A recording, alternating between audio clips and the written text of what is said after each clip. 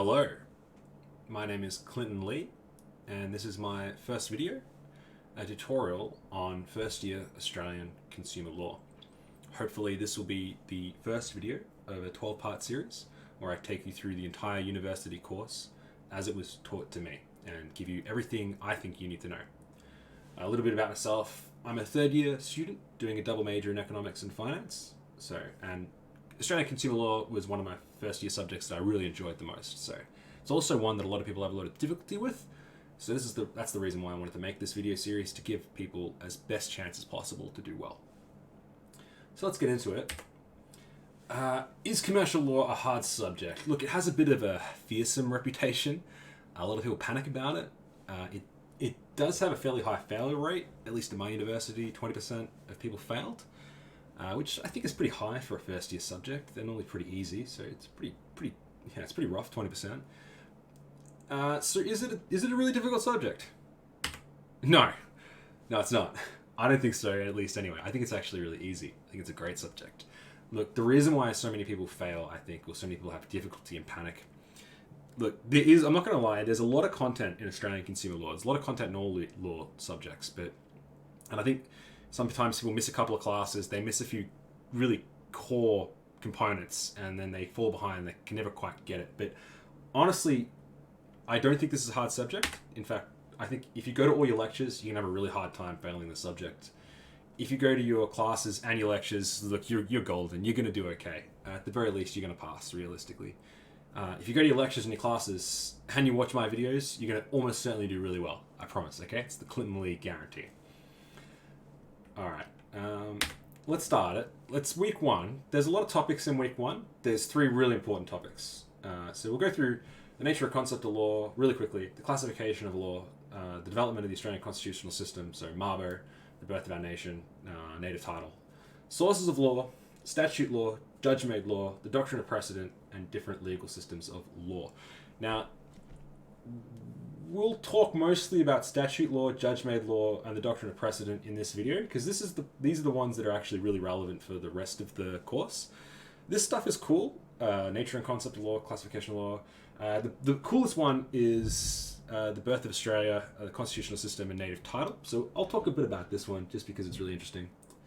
But these are the ones here that are really important. In your university, in your first lecture, they will talk a lot about this and this. But really, these are the really important ones. So let's get into it now. Just quickly, the nature and concept of law. We have a really cool quote here. So, law is the set of enforceable rules aimed at regulating and ordering the behavior and relations of people and organizations in society.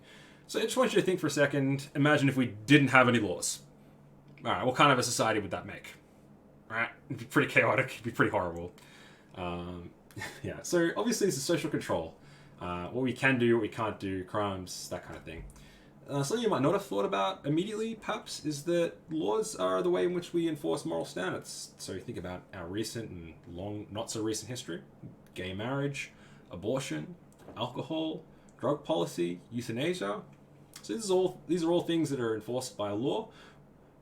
Implementing government policy. Think about recently the carbon tax that wasn't or was.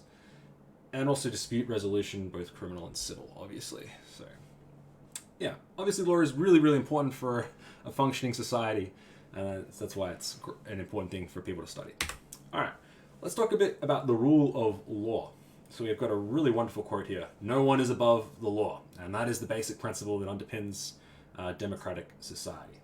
And for us in the West, at least, it really derives from the Magna Carta, which was a really important document signed by the King of England. Well, he was forced to sign it, really, by the powerful barons of England. And it limited the power of the king over his subjects, specifically the barons, but also the common folk as well, which is really important. And this is 1215 in the Middle Ages. So I'm going to read out, I think it's Charter 36 to you. It's really cool. No free man is to be arrested or imprisoned, or outlawed or exiled, or in any other way ruined, nor will we go against him or send against him, except by the lawful judgment of his peers or by the law of the land. So, really, really important. Very cool. So the sovereign of the nation, the king in this case, does not have ultimate absolute authority over the people, over his people. He is not above the law. That's really cool, very important. We take that for granted, at least in most Western countries today. In other countries, this is not the case. And for us in the West, this is an insanely important document. It's one of the most important documents ever signed, ever written, ever conceived. It has huge ramifications for pretty much every country in the Anglosphere: Canada, America, Australia, New Zealand, India. So think about, almost maybe like 2 billion people live under the ramifications of this one document. It's probably one of the best things England has ever gifted the world. So if you've got time, I'd suggest you look into the Magna Carta a little bit more. But that's all we'll talk about today. Alright, so let's talk quickly about the classification of law, the difference between public and private law. So public law is concerned with the organisation of government, government's relationship with people. Private law deals with relationships between private persons or organisations. So your relationship to the state versus your relationship to other private citizens, basically. Criminal and civil law. So civil law deals with disputes between individuals, businesses, governments. Criminal law concerns offences that are committed against the state. So for civil law, you're breaking a contract, crimes against the state, you've committed a tort offence, like murder, that kind of thing, okay? So yeah, real simple. We won't talk too much more about it. Alright, let's get to the end of Terra Nullius. I'm not going to go through too much with the creation of the constitutional system. You will talk a lot about that in your university lectures, but I want to talk about mostly Terra Nullius, and Marber a little bit. So Terra Nullius was what is Terra Nullius? So that's what the white settlers, when they first came from England, that's what they declared Australia to be, which basically means, it's I think a Latin term for roughly, empty land. There's nothing here in Australia. Which, didn't really reflect reality. There were hundreds of thousands of native inhabitants in Australia, the native Aboriginal peoples, with hundreds of languages, I think, and hundreds of tribes. So this obviously didn't reflect reality. So why is it that they declared Australia Terra Nullius? And this might be, it's doubly confusing because it's not like that was their standard procedure. The English had even signed treaties with native populations in North America, for example, tribes like the Iroquois, that kind of thing. There were even diplomatic relations with them. In New Zealand, just across the strait, the Treaty of, I can never pronounce the name, Waitangi, was actually signed after a war. So this was not like standard operating procedure. So why did the British call Australia Terra Nullius? Well, there's 4 main reasons. You will talk a lot about them in your classes. Perhaps one, these are all controversial, but perhaps one is that they didn't recognize, because the Australians were more nomadic, they didn't have farming, for example, they didn't recognize Australia as the native inhabitants, such as they did the Native Americans in North America. That's controversial to say the least. You will talk more about those reasons in your class and in your textbooks. I'm not going to cover over them anymore now, but when you do talk about this and you do discuss this in your class, I want to really stress to you that you do not judge the white settlers and the English at the time of white settlement by the moral standards of today. If you do so, you're wasting your time. You're doing yourself a huge disservice, okay? And if you're doing a sociology major and you're outraged by my statement, you feel free to write me an email and I can tell you exactly why you're wrong, okay? So just summing up, do not judge them by the moral standards of today. Okay, let's talk about Marber versus the state of Queensland in 1982. So this is where Terra Nullius, which is obviously a work of fiction in reality, was finally overturned. So this was a land dispute between Eddie Marber and his people versus the state of Queensland, and the state of Queensland invoked the Terra Nullius decision. Terra Nullius part of our constitution. Now, Eddie Marber successfully challenged this and it was eventually overturned. Sadly, he died before he could see himself victorious. But this had serious ramifications. It's actually what laid the foundations for native title legislation, which obviously is still exceedingly relevant to this day. Straight after the Marlborough decision was the Redfern speech by the Prime Minister Paul Keating. This was like a watershed moment within the history of Australian reconciliation. I encourage you to look it up. It's a short speech. It's a very important speech. Personally, my feelings towards it have changed over the years as I've gotten older, but wherever you sit on the political spectrum, Terra Nullius, Marlborough, Redfern, native title, it's incredibly important for Australia. It's incredibly important to native Australians, incredibly important to our history. So And I mean, it's still relevant today. Just look at the the possible constitutional changes that we've got, putting recognizing Native Australians in our constitution. This all comes from native title, Redfern, Mabo. So really cool. If you're an Australian, if you're born in Australia, Australian citizen, you should know this. You should hopefully have studied it in school. If you're a visitor, if you're a foreign student, it's a cool bit of history, of Australian history to pick up. So yeah, I encourage you to all learn a bit more about it. All right, let's go to sources of law. So law comes from two main sources: statute law, which you've probably all heard of in some way or another, which is made by Parliament, and common law, which you might not have heard, which is made by judges. Alright, so we'll get into a bit about that later, but let's have a look at statute law.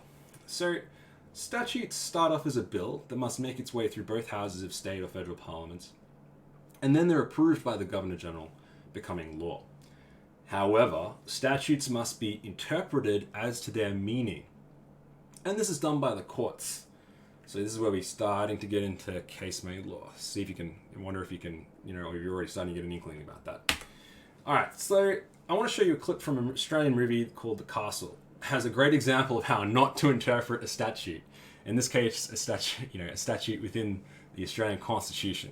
Okay, The Castle is a film basically about a forcible land acquisition by the government against a private citizen, and that private citizen and his family's resistance against it. So let's take a look at a clip from The Castle about how not to interpret the law.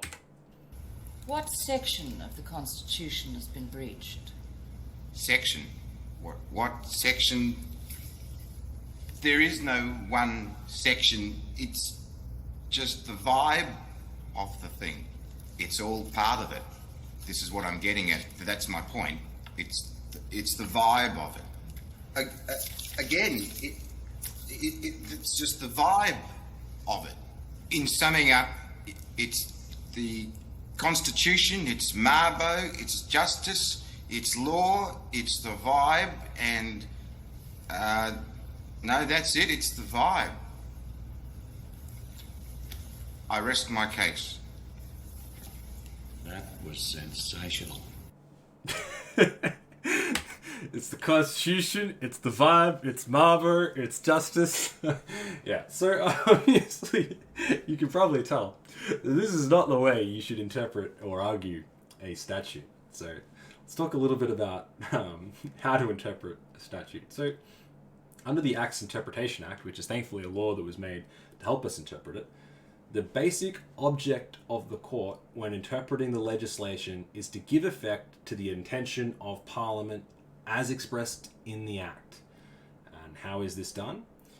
Alright, it's through a purposive construction. If there are two or more meanings, courts are directed to take a purposive construction. Courts must come to a conclusion that promotes the purpose of the Act. Alright. So there are also common law rules, some of the more important ones: the Golden Rule, any manifestly absurd result does not arise from interpretation; the Literal Rule, ordinary and natural meaning; and the Mischief Rule, which led to the purposive approach. So if this is a bit too much, don't worry, I'm going to help you a lot. So I just want you to start here. So the basic object of the court when interpreting the legislation, give effect to the intention of Parliament. Intention of Parliament. Really, really important. This is how we're going to interpret statutes. What was the intention of the Parliament as expressed in the Act when they wrote the law? Now the way I'm going to explain this at best was the way I think it was explained to me. And that's mischief matters. The court must take the big picture of the Act into account. What was it that the Act was attempting to accomplish? Find the intention of the Parliament when they were creating the law. So I like to remember this through mischief matters. So what was the mischief that was occurring that Parliament was attempting to put a stop to? What was the problem that they were trying to fix? What mischievous things were going on that they needed to stop? And that's going to really give us a foothold into how we can explore statutes and interpret them correctly. Rather than just saying, I've got the vibe of the statute. No, we're going to have to look at, why the statute was written. What's in the text that can give us a clue to that, all right? Alright, so I'm going to give you an example of mischief matters that was taught to me. I'm sadly been unable to locate the actual case file, but I'll tell it to you as it was told to me. So, in the late 19th century in Australia and in Sydney, there was a bordello on the street, And the working girls would advertise their services by walking up and down the street. So these were the prostitutes, sorry, if you don't know what working girls are. So they would be walking up and down the street that their bordello was on, and they would be encouraging the men to, partake in their services at the bordello. And obviously, some people at this time, weren't very happy with this, right? The street being a place for, good, upstanding citizens and families, even, perhaps. So, Parliament passed a law which stated roughly that the working girls were not able to ply their trade and advertise their services on the street. Right. Okay, so that's pretty straightforward and pretty simple. But so what the working girls did was that they stopped walking up and down the street, but they went up to the balcony of their bordello, okay, which overlooked the street, and they called down to the men as they passed them by on the street, encouraging them to come upstairs and partake in their services, right? So what do you think? Were these working girls breaking the law, or were they in the right? Have a think about it. Maybe pause the video for a second, have a real good think about it. What do you think? Well, it turns out they were breaking the law and they were forced to stop. Because if you look at the mischief, remember, mischief matters, the court must take the big picture of the act into account. What was it that the act was attempting to accomplish? Well, the act was attempting to stop people from being bothered by the working girls. And though the working girls weren't technically on the street, they were still impeding people who were on the street. So it didn't matter that they were physically not on the street, and physically even in private property. They were still breaking the statute as interpreted by the courts. Okay, so I think that's a really good example. And I've always remembered it through mischief matters. What was the mischief that the law was written to stamp out? Okay. All right, so another thing we're going to have to think about is the judge's toolbox. What do the judges have at their disposal to interpret the statute? Well, they need to consider the following: the actual text of the act, the context of the act, which is the state of the law at the time of writing, other laws, and the purpose of the legislation, the object of the act. Okay, so it's just the things, the toolbox they can use to get to the bottom of it to help them come to a conclusion, draw a conclusion. All right, so now we're going to have a look at The Castle again, another clip from this great movie, and a good interpretation of the law. Okay. Somehow that's not worth as much as a big driveway. You may think our appeal is based on emotion rather than law. Not true. It's about the highest law in this country, the Constitution, and one phrase within it: on just terms. That's what this is all about. Being just. They want to pay only for the house. But they're taking away more than that, so much more. Sure, the Kerrigans built a house, then they built a home, and then a family. You can buy a house, but you can't acquire a home. Because a home is not built of bricks and mortar, but love, memories. You can't pay for it, and you're just shortchanging people if you try. I can't speak for those who wrote this document. But I'll bet when they put in the phrase "on just terms," they hoped it would stop anyone shortchanging someone like Daryl Kerrigan.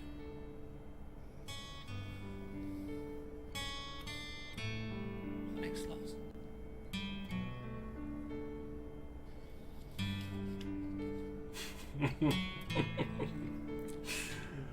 Okay. So, yeah, we can probably already tell how much better that is, right? So you really pulled out the term "just terms," "on just terms," and really explored what the writers of that term within the Constitution, within that statute, what they would have meant, what the intention of that law was. And he argued that when they wrote "on just terms," they were attempting to shield and protect people like Daryl Kerrigan, the guy whose house is getting, forcibly taken by the state. So, yeah, a really good interpretation of a statute, and that's how you should look at it. What was the intention? He even says, "I can't speak to them, but I think," that's great. So that should give you an inkling, what we're trying to accomplish here. So let's do another example of statutory interpretation, all right? So I'll give you one. Section 314 of the Road Offences Act says, and I'm going to quote it here, the use of a mobile phone whilst driving is an offence. In the definition section, use is defined as communicating with the mobile phone in any way whatsoever. The same section defines mobile phone as being an electric device used to communicate with another user. Driving is defined as being in control of a vehicle on the road. All right, now you're going to have two examples. Jessica was looking at Google Maps on her iPad so she would not get lost on the way to the zoo. And the second example, Charlie was talking on his mobile whilst parked on the side of the road with his engine on. All right, this is interesting, all right? Maybe you probably thought that the working girls one was pretty obvious. What about these ones, right? Have a think about it. Do you think Jessica and Charlie, which one of them is in breach of the Road Offences Act? Are either of them, or are they both? I encourage you to pause the video, have a think about it, try and apply mischief matters to the rule, and come back. All right. So, the key part here, Jessica was looking at Google Maps on her iPad. Okay, so does an iPad count as a mobile phone? Use of a mobile phone whilst driving is defined as communicating with the mobile phone in any way possible, any way whatsoever. And defined a mobile phone as being an electronic device used to communicate with another user. I'd say yes, absolutely it can be defined. And here's the key part. Whether it can be defined as a mobile phone or not, let's say it couldn't make calls with another person. Let's just say all it did was help you look at Google Maps. Very highly easy to argue that you'd still be counted as a mobile phone, because we're going to look at, what's the mischief that the law is here to try to stop. The law is here to stop people from being distracted by electronic devices, mobile phones or otherwise. So if we take the mischief or the purposive approach, we can define mobile phone as whatever the hell electronic device is in their hand. That's just because it does not primarily used to make phone calls, or even if it can't make phone calls at all. She's being distracted by an electronic device, and the law is here to stop people from being distracted by electronic devices. So she was obviously found in breach of this act. Now let's have a look at the next one. Charlie was talking on his mobile whilst parked on the side of the road with his engine on. So obviously we covered the first part. He is using the mobile phone, but he's parked on the side of the road. So do we consider being parked on the side of the road with the engine on as driving? Well, let's look here. Driving is defined as being in control of a vehicle on the road. So we need to decide whether having the engine on and parked on the side of the road is counted as being in control of the vehicle on the road. Because if we count that as being in control of the vehicle on the road, then he's driving it. As paradoxical as that might seem. Now, this one you could probably argue either way. Okay, it does come down to how you interpret being. If you interpret being in control of a vehicle on the road, if you interpret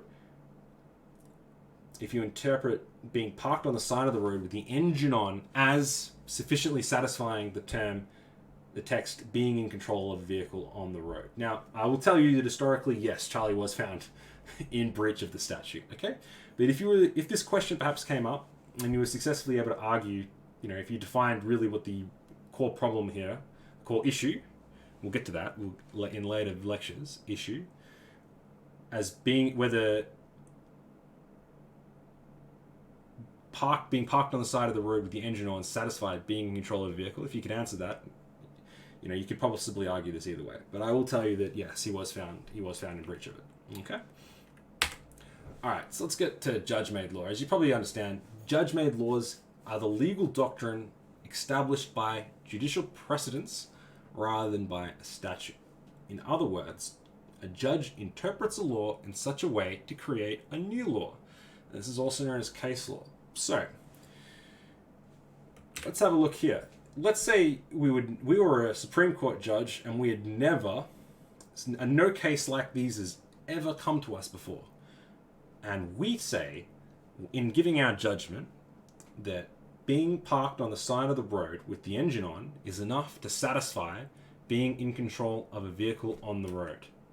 Okay, and we're the Supreme Court. We're establishing precedent doing that. All right, even if we're actually just a magistrate's court, any court is the first one to take this on, a case like this on, is establishing precedent.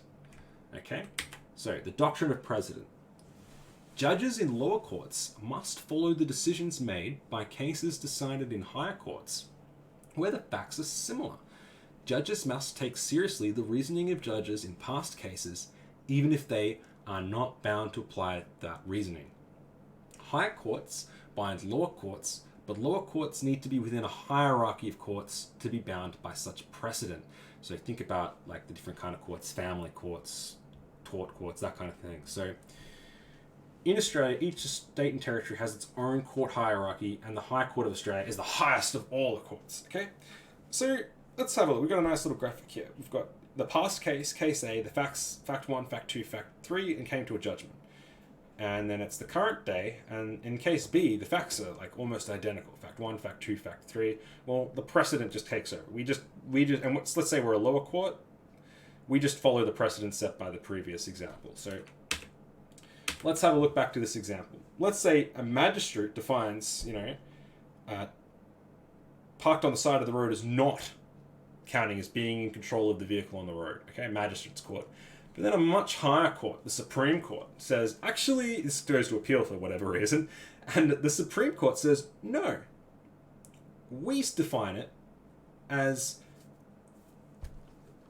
you are being in control of the vehicle. We define being parked on the side of the road as being in control of the vehicle. Well, you've then, the higher court has overturned the precedent of the lower court and instituted its own precedent, okay? So, very important. Lower courts follow the precedent of higher courts. Higher courts can overturn the precedent of lower courts, okay? You'll talk a lot more about the hierarchy of the courts and hierarchical systems, but I just want to make that in your classes, in your textbook, but I just want to make that really, really clear, okay? So, lower courts follow the precedents set by higher courts. Higher courts can choose to overturn precedents of lower courts, okay? So, by trying cases and going through different cases, now all these cases can be a little different. Let's say case A is similar to case B, but it's not exactly the same. Well, the past case, case A, might still have created some kind of precedent, right? And the judge might have to take, particularly if this was a higher court, the judges in a lower court, even if it's different and they're not bound by precedent, they have to really take the reasoning of the past case seriously, right?